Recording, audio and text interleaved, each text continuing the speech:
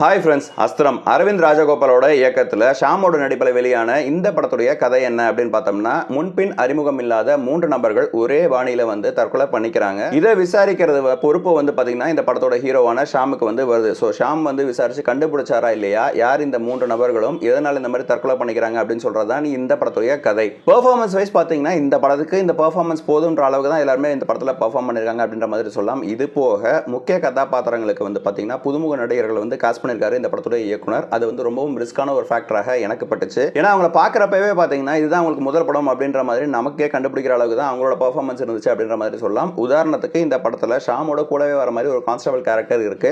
அந்த கேரக்டர் பார்த்தீங்கன்னா இவருக்கு இதுதான் முதல் படம் அப்படிங்கிறது அப்பட்டமாக தெரிகிற மாதிரி தான் அவரோட பெர்ஃபார்மன்ஸ் இருந்துச்சு. உண்மையிலே பார்த்தீங்கன்னா இந்த படத்தோட ஃபர்ஸ்ட் ஹாஃப் ஓரளவுக்கு கிரிப்பிங்காகவே கொண்டு போயிருந்தாங்க. அடுத்து என்ன நடக்கும் அப்படின்ற ஒரு ரேஞ்சில் தான் இந்த படத்தோட ஸ்கிரீன் பிளே அமைச்சிருந்தாங்க. எந்த இடத்துல இந்த படம் சறுக்குது அப்படின்னு பார்த்தீங்கன்னா இரண்டாம் பாதியில் ஒரு ஃபிளாஷ்பேக் சீன் வருது. ஸோ அதுலேருந்து பார்த்தீங்கன்னா அந்த ஸ்டேஜிங் ரொம்பவும் கொஞ்சம் அமைச்சராக காணப்பட்டுச்சு. அதே மாதிரி ரிப்பீட்டட் சீன்ஸ் வந்துகிட்டே இருந்துச்சு ஃபிளாஷ் கட்டில். அது எதனால அந்த மாதிரி பண்ணாங்க அப்படிங்கிற மாதிரி தெரியல. முதல் பாதியில் சீன்ஸ் எல்லாமே திருப்பியும் செகண்ட் ஹாஃப்ல நமக்கு ரீகால் பண்ணுற மாதிரி அந்த சீன்ஸை காமிச்சிக்கிட்டே இருக்காங்க. ஒரு பாயிண்ட்டுக்கு மேலே பார்த்தீங்கன்னா நமக்கு கொஞ்சம் அயற்சியை கொடுத்துச்சு.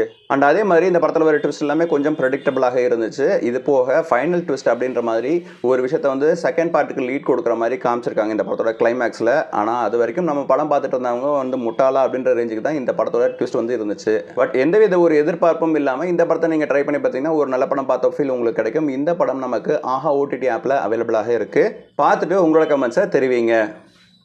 நன்றி.